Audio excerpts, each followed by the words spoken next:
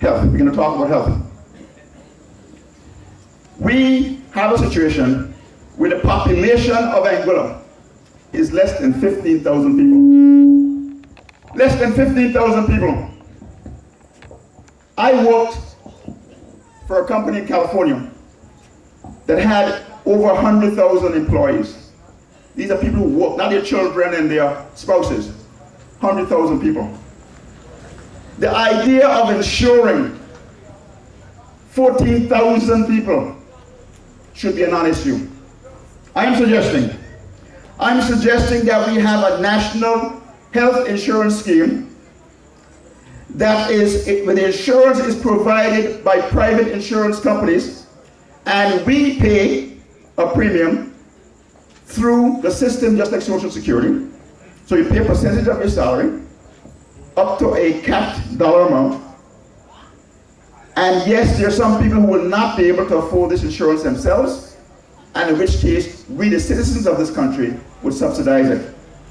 Those fees are then collected, and those fees are paid to the likes of British American, maybe not British American, because we'll talk about British American again in the context of Social Security's money, and I'll be sure to mention that before I leave here. But we have private insurance, the likes of D3 and other insurance companies, Negico. So we allow these companies to insure all the citizens of this country. So when you have health issues, I don't want a minister of government say, we're not going to take care of you because you're not one of our supporters.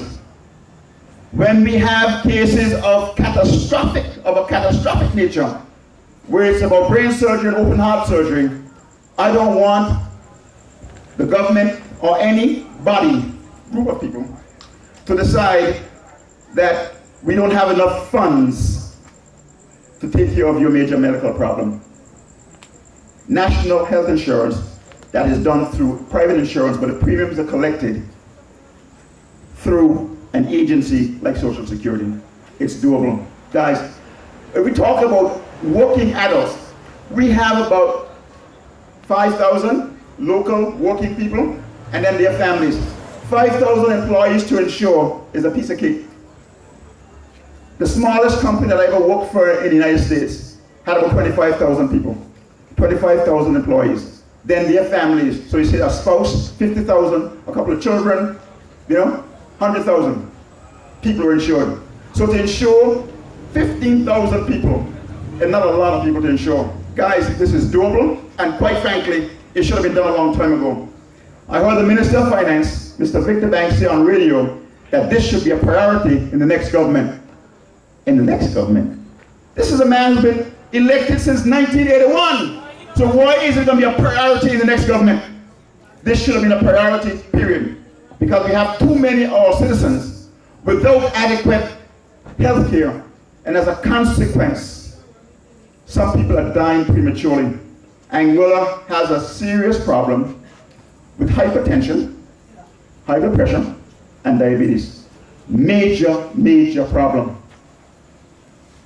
My fellow Anguillans, we need to address this.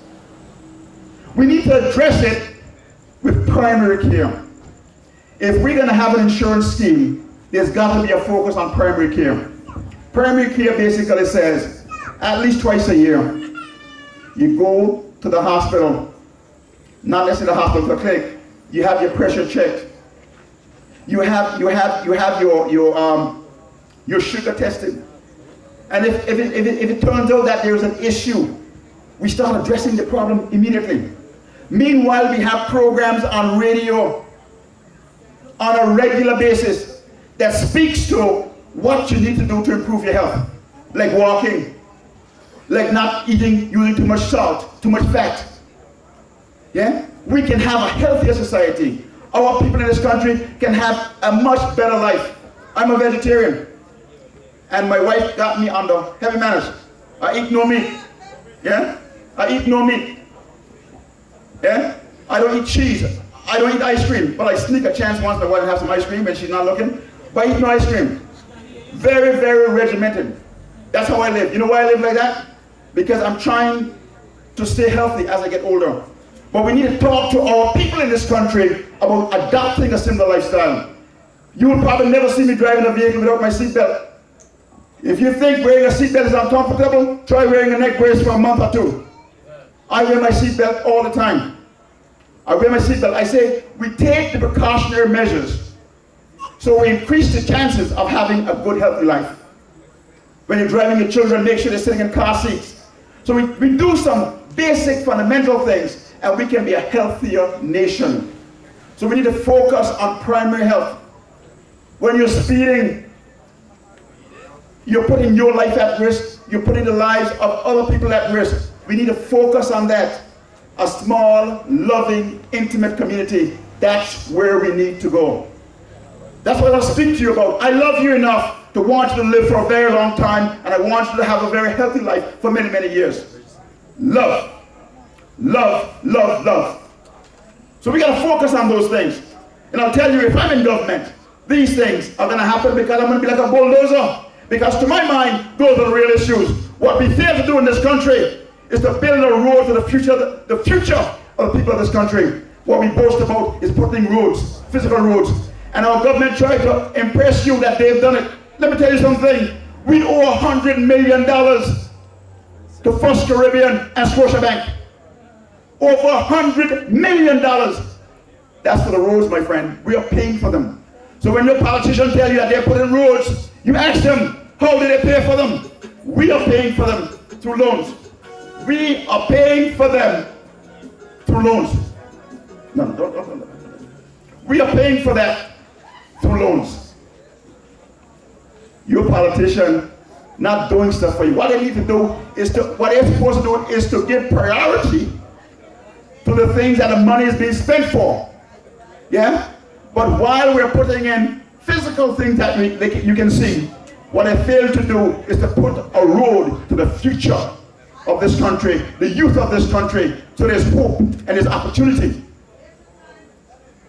So with respect to health, the focus has got to be primary care, which means that we all get checked at least twice a year. And I'll speak to this in more detail at some future time. But I'll tell you, there's a lot more to it. I wanna also speak to you. I want to also speak to you about the issue of education. We need to recognize that education is something that should be all-encompassing. We have a situation in this country where a number of our young people come out of school after finishing secondary school.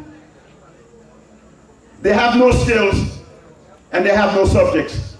So they can't do plumbing. They can't do electrical work. The second industry that we have in this country is construction. And our young people come out of school, they don't know how to lay a block. They don't know how to do plumbing. Why can we not have a trade school in this country? A trade school and train our people in the areas where this island is crying out for labor. We have people come from all the other islands, St. Lucia, St. Vincent, and there are trade schools in some of those countries helping their citizens to be better skilled than our citizens. It's all well and good. Not everybody is going to be academic. And by the way, you can make a lot more money in areas of construction than going the academic route. This island is crying out right now for a good mechanic. And I know Mr. Art in front of me here, he teaches, young teacher in the secondary school. He teaches auto mechanics in the secondary school right now. This island is crying out for an auto mechanic, real good auto mechanic. Some people in this island gotta take their cars overseas. Imagine taking your car to St. Martin to a mechanic. Or have a mechanic fly in here from Puerto Rico to fix vehicles in Anguilla. We need to develop people in the areas where our country is crying out for those skills. You don't have to be a rocket scientist to realize that there is a disconnect between how we develop our human capacity in this country and the actual needs of our country. Yeah?